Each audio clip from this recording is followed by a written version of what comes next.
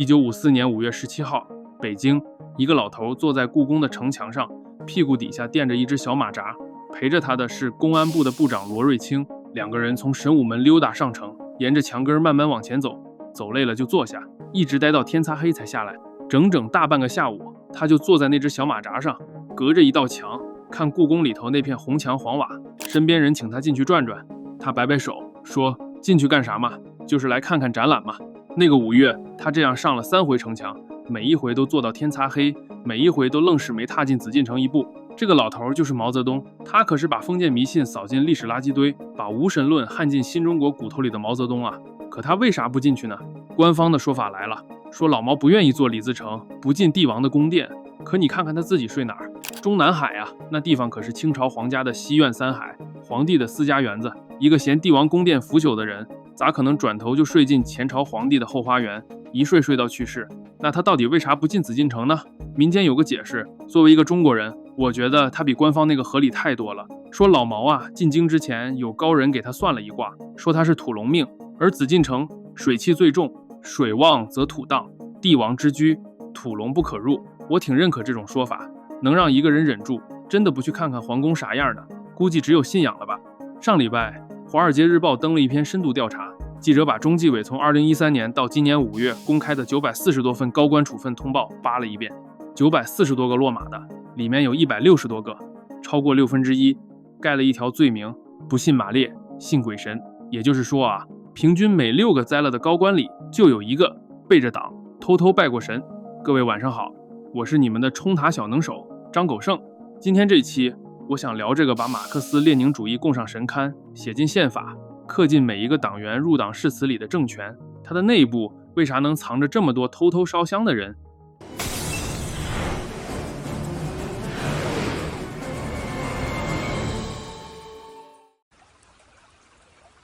哎，狗剩，这寺廟看着就有感覺。別說話，王局，咱要裝的見過世面的樣子。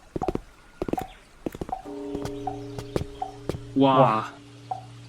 大師，我們想採訪一下你關於中共官員來寺廟。施主，您看到佛祖，可有想到什麼？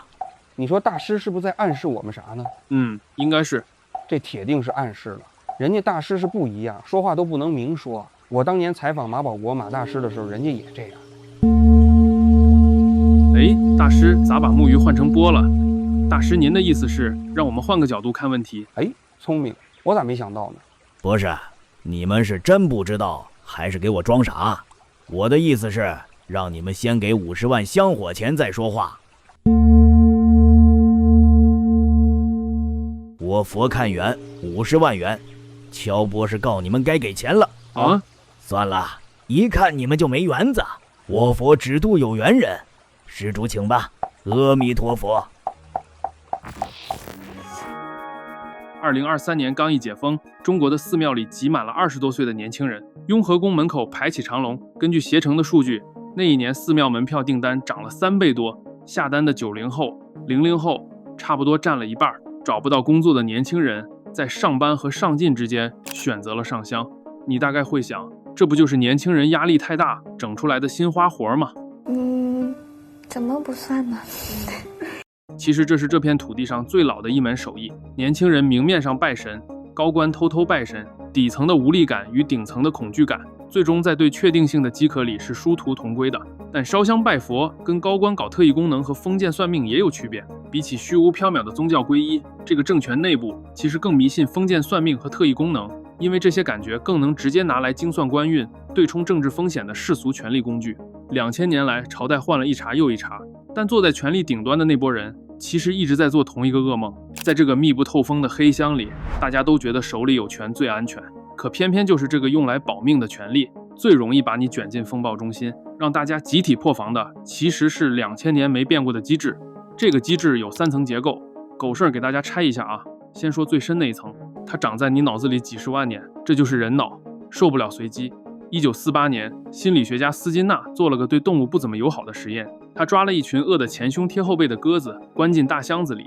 箱子有個機關，每隔15秒自動掉落一粒食物。注意啊，掉不掉食物是定死的時間，跟鴿子幹了啥沒有半毛錢關係。可這群鴿子不會理性分析啊，他們快瘋了，他們的大腦開始疯狂地强行制造因果。有一只鴿子剛好在食物掉落前逆时针转了個圈，他就認定是轉圈把食物招來的，於是他開始在箱子裡雷打不動的逆時針轉圈。另一只鴿子剛好在磕頭時砸下了食物，於是他變成了個磕頭狂魔。你看啊，這就是最原始的迷信，哪怕是只鴿子也絕對無法忍受我的死活全看天意這種徹底的無能為力。大腦為了不被隨機性逼瘋，能硬生生在兩件根本不相干的事中間用恐懼焊出來一根因果。這個死穴誰腦子裡都有。比如一個看天吃飯的農民，眼看莊稼要收了，一場冰雹下來全砸沒了，你這時候過去跟他講，老鄉您別急啊，這冰雹就是大氣環流的隨機結果，跟您勤不勤快真沒關係。他估計會抄起鋤頭敲你，我拼了命，你跟我說我命不由我也不由天，全看運氣，你這讓我怎麼接受？現在把這個挨冰雹的農民，把這只在箱子裡瘋狂轉圈的鴿子換成一個坐在主席台上的现代高官，換湯沒換藥，他跟那個老農還有那只鴿子是同一個物種，他的政治壽命同樣掉在一個隨機和無常的環境中。為了不被這種無常逼瘋，他們只能像那只鴿子一樣，強行在燒香拜佛與官運亨通之間焊出一根因果線。而這片土地的體制偏偏又給當官的放大了這種無常，這就是董仲舒發明的天人感应。2000多年前，董仲舒給漢武帝遞了一套理論，皇帝叫天子，是老天爺的兒子，這給了皇帝超級牛逼的合法性，副作用卻是給最高權力套上了一根絞索。你權力是天給的，那天下一出岔子，賬也得算到你頭上。天上劃過一顆彗星，哪兒鬧了大旱大澇，全成了老天爺給皇帝發來的差評。這套邏輯到現在都生效，哪要是有個天災，人們都在懷疑是老天在懲罰當地的父母官。所以你看，今天這幫受過現代行政訓練的官員，碰上重大天災、突發事故，照樣冷汗直流，木有辦法。在這個精密運轉的科層體系裡，不可抗力的自然災害與主觀的治理瑕疵，邊界往往很模糊。上面拍腦門要萬無一失，下面的人就得隨時準備背鍋頂雷。事故一旦越過紅線，我管你有沒責任呢？在政治上就自動被定性為失職。在這裡，任何概率學上的偶然都足以讓一生的政治精算瞬間動態清零。第三層，咱們說說中國的民間信仰吧。這一層最有意思了。在中国，拜神從來就不是西方那種皈依，它更像是做生意，是一场交易。臘月23，北方過小年，家家祭灶。就算現在換成燃氣灶，也一樣貼灶王爺。灶王爺在你家廚房蹲了一整年，記了你一整年的賬。這天他要上天，去玉皇大帝那兒打報告，交一份年度述職，怎麼辦呢？老百姓想了自認為聰明的辦法，拿麥芽糖糊他一嘴，又甜又黏，讓他上了天只能含含糊糊說點好話。灶上寫了上天言好事，下界保平安，這是中国人最早的向上管理。研究中国宗教的著名人類学家吳雅士有一句話總結的挺有意思，他說，在中国人的想象裡，天上那套神仙體系就是把人间的官僚衙门原封不动搬到天上去的版本。在中国，神就是官，祖先就是親戚，鬼就是沒人管的陌生人，玉皇大帝是皇帝，灶王爺是你家那片的片警。既然天上也是個衙門，那人間送禮走關係那一整套規矩就能無縫平移到神仙身上。燒紙錢本質上就是給陰間衙門遞錢打點，所以你掰開那幫高官拜大師的心思，他是赤裸裸的等价交換。我今天砸重金給你修廟，給你塑金身，你明天就得保我步步高升。在他們眼裡，神仙是一个住在天上的收禮辦事的黨委組織部。把這三層結構拼起來，你會發現這是一個理性的生存邏輯閉環。大腦害怕隨機，體制制造無常，而民間信仰剛好提供了一套送禮辦事的公關渠道。於是那些坐在主席台上的現代官員一轉身就成了神龕前最忠實的客戶。他們在明面上沒辦法消減對未來的恐懼，就只能在暗地裡把神仙當成天上的組織部，用砸重金修廟宇的方式來對沖隨時可能到來的政治清零。官當得越大，眼前的霧就越濃。當權力本身變成了最大的風險源，那張煙霧繚繞的神案就成了他們唯一能抓在手裡的救命稻草。這肯定不是喊幾句破除封建迷信的政治口號就能輕易抹去的。據老毛真正的機要秘書張耀慈回憶，老毛講起家裡的舊事，說祖上有位長輩看中了滴水洞旁邊一塊地，專門請了風水先生來看，看了整整11天，斷定那塊地就在龍脈上。老毛講這事的口氣表面是帶着嘲諷，他說風水先生這號人既能挑撥離間，又能平息事端，兩頭通吃啊，滑頭得很。可他一轉臉就把家鄉那條龍脈上的地修成了一棟防河的別墅。1966年6月，文化大革命剛點着火，老毛這位嘴上最硬的唯物論者，一個人鑽進了這個山洞，住了整整11天。根据後來他的保健医生李志绥的回憶錄，老毛到了晚年，面对不可逆轉的衰老，開始瘋狂地抗拒現代醫學。他得了嚴重的慢性病，卻把西醫的抽血、化驗、拍片當成是醫生們聯合起來對他的折騰，甚至覺得是政敵要謀害他的陰謀。他寧可去試那些地方官員獻上來的中藥偏方。1976年，老毛死了，文革也跟着收場了。停一下，你有沒有發現我們節目很多內容都是用老毛的死来作為轉折點的？天意啊！老毛一死，整個国家的信仰咣當一聲塌了。文革那10年，那場狂熱的個人崇拜，幹的就是宗教的活兒。他替8億人找到了確定性，你不用自己想，跟着偉大領袖走就行了。這種安全感比去廟裡拜神都靈。那時候，全中國8億人每天睜眼第一件事是衝着牆上的領袖畫像鞠躬，這叫早請示；閉眼前最後一件事是去畫像前匯報一天的思想，這叫晚匯報。這哪是政治集會啊，這是雷打不動的早晚禱告呀！紅牆外的普通人早就自發把這位唯物主義領袖當成了法力最強的活神仙。紅衛兵搞抄家最兇的那幾年，成分不好的家庭為了躲避災禍，把領袖畫像當成防護罩。他們把畫像端端正正地貼在自家大門正中央，只要門上貼着老毛，再激進的紅衛兵到了門口也不敢砸門砸鎖，成了門神。開車的司機把毛主席像章掛在擋風玻璃上，是為了擋車禍保平安。1968年，巴基斯坦代表團來中國送了老毛一籃芒果，老毛轉手送給了进駐清華大學的工人宣傳隊，然後芒果一夜之間成了政治聖物，工人們用蠟把芒果封起来供起來。後來芒果開始腐爛，工人們就把它放進一大鍋水裡煮沸，幾萬個工人排着長隊，一人分上一口剩芒果湯，就不知道後面他們拉肚子沒。那時候的報紙上甚至報道了聋子靠着大喊領袖語錄恢復了聽力，醫務人員手裡攥着紅寶書就能給病人止血這樣的神蹟。在那個信仰廢墟的年代，他不僅是領袖，他還是門神，是靈藥，是包治百病、阻擋一切政治風暴的唯一確定性。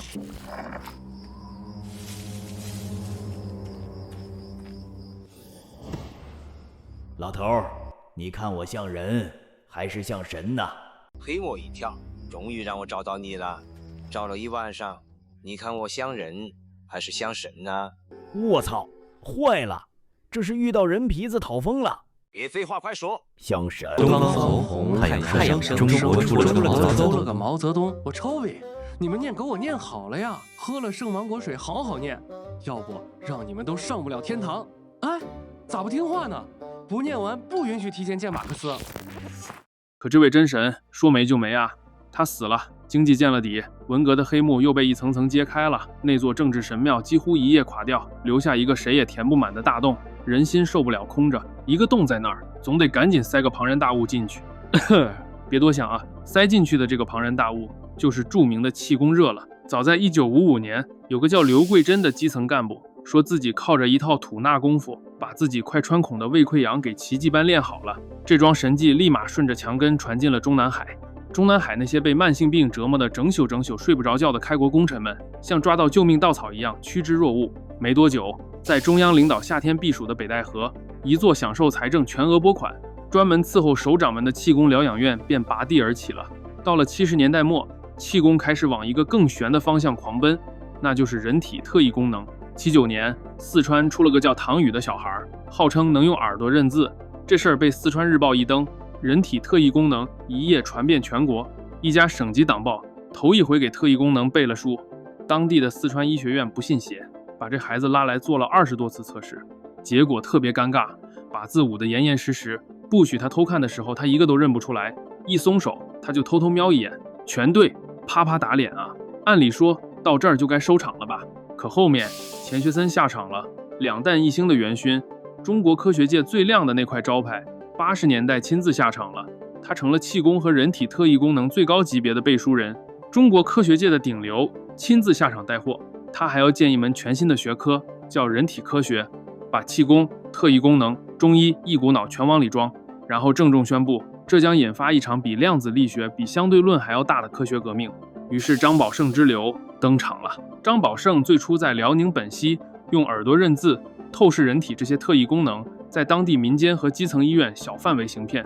逐漸在地方上積累了名氣。隨着名聲擴大，他引起了遼寧省當地部分高官注意，在地方勢力的推波助瀾和层层引薦下，他開始頻繁為來到遼寧視察的中央官員或專家進行表演。1982年開始，張寶勝被秘密接進北京，開始頻繁出入中南海和西山別墅。他的觀眾席上坐的是葉劍英、楊尚昆、薄一波這些執掌國運的開國元老。他的招牌節目還是那個藥片穿瓶，一瓶封得死死的藥片，他用意念一發功，药片就能啪嗒啪嗒穿過玻璃瓶掉出来。這群大半輩子跟槍林彈雨、雷達導彈打交道的硬核唯物主義者，在這套地攤魔術面前被徹底震撼了。他們想啊，如果意念可以微觀穿透，那麼在軍事上是不是就能神不知鬼不覺地把敌國核彈從山洞裡取出來啊？1983年，張宝勝被特招，正式調進國防科工委下面的507所，配了專車，配了专屬公寓。在內部文件裡，他被郑重定性為我國具有戰略價值的人體科學資產。就這樣，一個會变倆魔術的遼寧工人，一夜之間成了國之重器。這就引出一個要命的問題了：這台機器集結了全國最聰明的腦子，有全世界最嚴的紀律，連歷史規律他都說自己算準了。可他在一個变魔術的遼寧工人面前，幾年束手無策，一瓶藥片穿玻璃的把戲硬是拆不穿。為啥呢？因為這台機器親手割掉了自己的免疫迷信的系統。82年，中宣部下發了一份紅頭文件，給這場玄學狂歡定制了一張合法的制度防彈衣，也就是著名的3不政策：对特異功能不宣傳、不介紹、不批評。科學要進步，靠的是把數據拍在桌子上，讓同行無死角的找茬。但不批評這一刀，等於在行政上單方面宣布嚴禁糾錯。他強行拉起了一道行政隔離牆，只要你拿到了頂層元老的簽字，你就自動進入了一個免檢、免審且無法被證偽的法外黑箱。這點可以類比一下後面的蓮花清瘟，你去公開質疑他，你挑戰的就不是一個遼寧工人，而是中央文件的絕對權威。整整6年，這台精密運轉的專政機器在制度上戳瞎了自己。直到1988年，中科院的物理學家何作修帶着队進了507所，張寶勝這尊國寶就供在裡頭。何作修是院士，是理論物理學家，一輩子最愛撕的就是偽科學。他要測張寶勝的神蹟，張寶勝表演的還是猜信封裡面有什麼那套老把戲。為了防着張寶勝玩調包，何作修在測試用的信封封口處用鋼筆工工整整簽了6遍自己的名字，然後張寶勝助理趁人不備溜進隔壁屋，掏出一把小刀，把信封劃開，辦完事再拿膠水重新粘回去。可他粘得太急了，那6個簽在封口上的名字，因為信封被拆開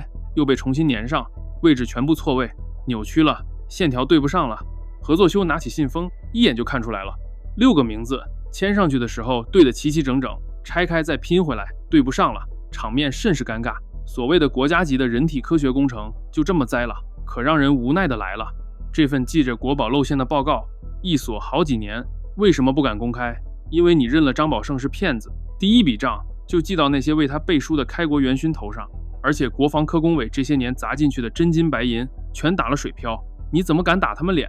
這份露餡報告在機要櫃裡被壓了7年，直到1995年反偽科學浪潮全面爆發，張寶勝才在體制的默許下被拋棄。張寶勝最終在2018年掛了。這場長達10年的國家級玄學實驗雖然收場了，但它並沒有消滅需求，只是逼着需求完成了迭代。進了90年代，江澤民上了台，在官方的新聞联播裡，這位接受過正規蘇聯工業訓練的總書記頻繁出現在全國各地的名山古寺中。新華社的通稿裡，這叫視察文物保護工作或開展宗教統戰。據前《金融時報》驻華記者馬立德披露，江爺爺私底下對超自然力量與命理運勢的篤信，遠比公開報道裡要深得多。90年代蘇東劇變，冷戰鐵幕轟然倒塌，意識形態的終極神話在一夜之間碎了一地，頂層的信仰真空期悄然來臨。而此時的中國正面臨着下崗潮與西方制裁的雙重夾擊。作為這台龐大機器的看門人，江爺爺不容易啊。他面對的是地緣政治與國內政局的巨大隨機性，為了在驚濤駭浪裡對沖政治風險，他私底下對命理與運勢的尋找遠比公開報道裡要多得多得多。比如在2001年全面清理法輪功這類民間野生信仰的政治高壓期，他就連夜趕赴安徽九華山向高僧求籤。而更早之前，在1996年底第3次台海危機戰雲密布，美軍航母開進台海的終極博弈關口前，這位宣誓信仰唯物主義的總書記還專門在跨年夜趕赴蘇州寒山寺。在這個階段，中南海對民間的野生信仰採取了一種類似特許經營的縱容默契，只要你老老實實待在體制劃定的安全區裡，關起門來強身健体，燒香拜佛，不挑戰黨在世俗世界的絕對垄斷，大家就各取所需，心照不宣了哈。然而，這種微妙的地下对冲默契，在1999年被李大师打破了。99年4月25號那天的北京長安街和府右街，沒有任何徵兆，1萬多名法輪功信徒神不知鬼不覺地把中南海圍得嚴嚴實實。讓中南海高層集體破防的是，這台號稱無孔不入、掌控着數百萬情報線人的國家專政機器，在這一天之前竟然沒消息。所以這已經不是什麼強身健體或者封建迷信的學術辯論了，這是搞組織對抗啊！當天晚上，憤怒震驚的江爺爺連夜給政治局全體常委寫了一封言辭聲色俱厲的長信，裡面寫道：難道我們共產党人所具有的馬克思主義理論、列寧主義、毛澤東思想還戰勝不了法輪功宣揚的那套東西嗎？這場危機讓洪強猛然驚醒，體制開始動用雷霆手段，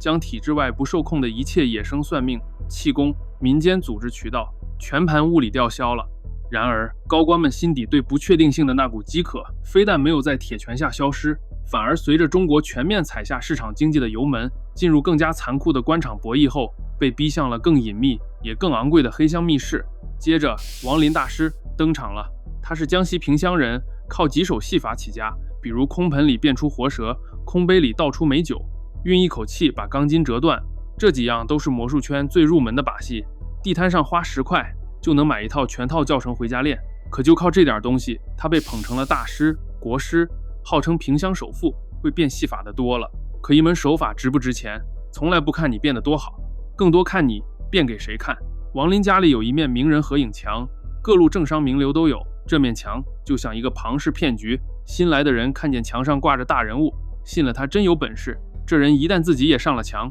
他就成了下一個人眼裡的活證據，被拿去釣更多的人物。尷尬的是，這面牆印出來的信用保質期短得可憐。很快，王林牆上最粗的那根大腿，鐵道部部長劉志軍就完了。據檢方後來披露，劉志軍長期燒香拜佛，辦公室裡供着一塊王林給他的靠山石。一些大工程開工、竣工，他會專門請王林挑個黃道吉日。王林給他許過一個願，說幫他把這塊靠山石擺正了，保他一輩子不倒。為啥劉志軍能信這塊石頭有用？劉志軍往辦公室搬那塊靠山石的時候，恰逢他政治博弈押對籌碼，中國高鐵大幹快上的黃金期。這種時間線上的巧合，在行為心理學上叫間歇性強化。他把挪動石頭與官運亨通這兩個毫無因果的孤立事件建立在了同一個認知回路裡。那一刻，這位掌控着數萬億鐵路資產，在世俗世界精明到骨子裡的鐵道部長，和斯金納箱子裡那只因為偶然掉落食物而瘋狂逆時針轉圈的餓肚子的鴿子合體了。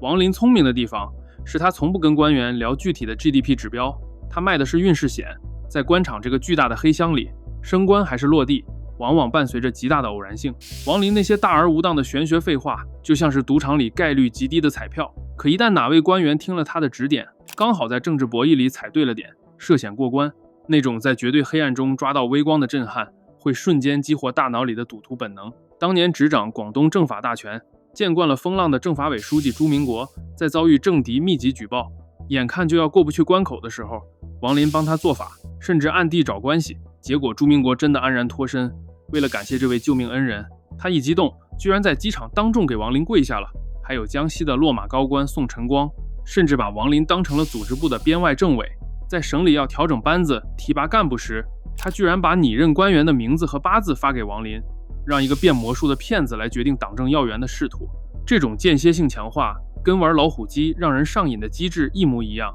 你不需要次次都贏，只要瞎貓撞上死耗子贏了一次，那種多巴胺爆表帶來的狂喜，就會讓你把那些荒誕的儀式徹底當成政治本能。還有更搞的，孫政才曾經位极人臣，一度被外界盯着當接班熱門的政治局委員。據報道，他在家裡一間隱秘的空房間裡供奉了一件個過去要掉腦袋的東西，一件真正的清代龍袍。還有陳洪平，廣東揭陽的原市委書記，直接劃撥了數千萬的公款，在一條公共公路的正中央修了一座特別礙眼的巨大的風水牌坊，就為了給自己的仕途擋煞改運。為了確保萬無一失，他還動用公款在當地水庫旁邊提前給自己修了一座佔地數畝、極盡奢華的墳。聽到這兒，你十有八九已經下了結論：嗨，一群當官的腦子進水，被江湖騙子收割了嗎？一個願打一個願挨。哎，我當年也這麼想。不是哦，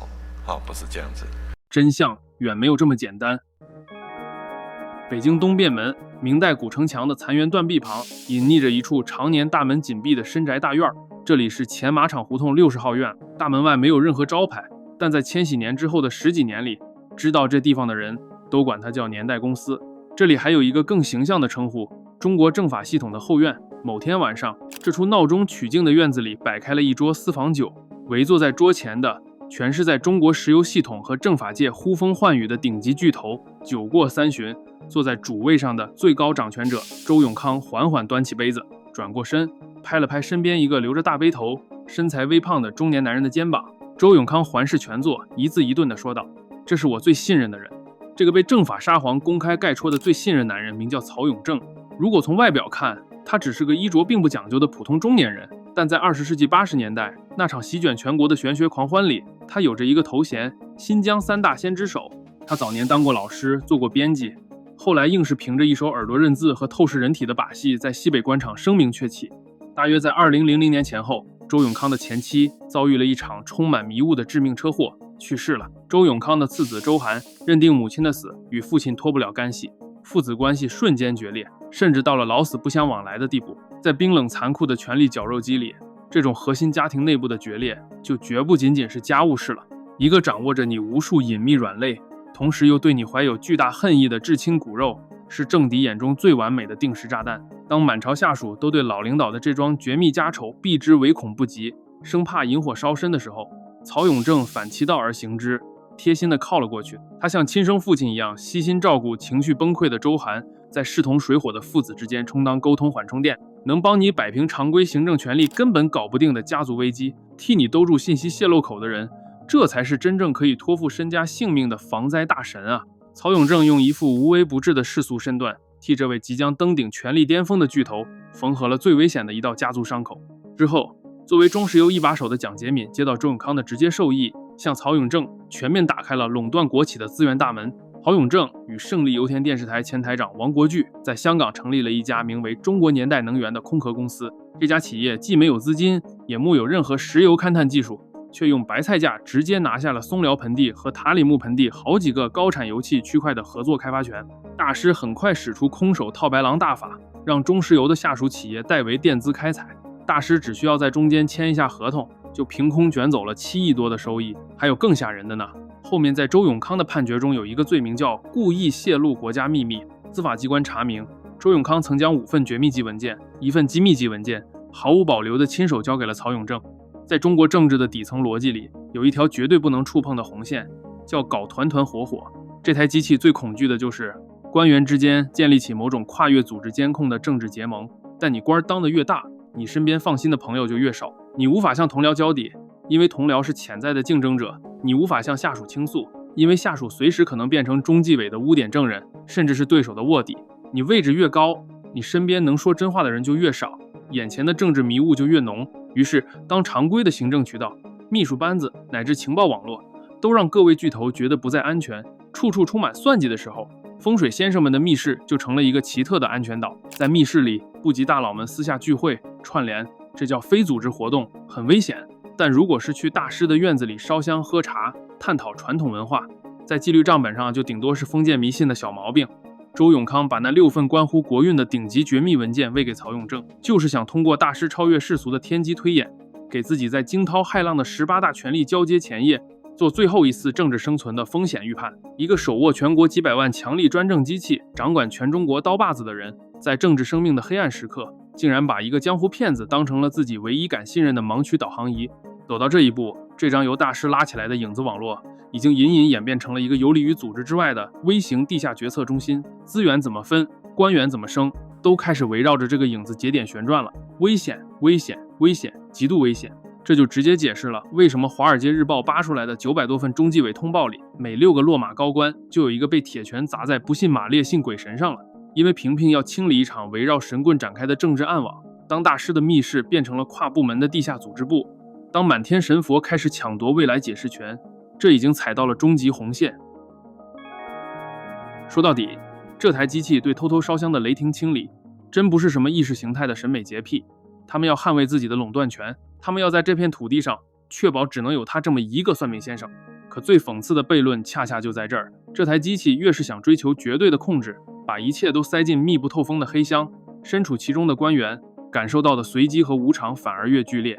在這個上意莫測、紅線隨時移動的體系裡，一個人的晉升或隕落根本無法靠理性的政績去精算。你今天在主席台上指點江山，明天可能就換個地方被動態清零。當世俗的所有規則和保障全部失效，走向神案就成了他們在這個高危遊戲裡的避險本能。所以你才會看到如此魔幻的中國官場切片，他們白天在台上扮演着掌握生殺大權的唯物主義戰神，黑夜裡卻在神龕前跪成最卑微的政治難民。那些砸重金修的牌坊，家裡偷偷藏的龍袍，不是因為他們蠢，而是因為他們太需要了。他們太清楚，在權力絞肉機的絕對無常面前，自己其實一無所有。只要這個體制繼續是一個不可測的黑箱，這種刻進骨子裡的恐懼，就不是喊幾句政治口號、抓幾個人能輕易抹去的。好了，今天就說到這裡，我是張狗剩，我們下期見。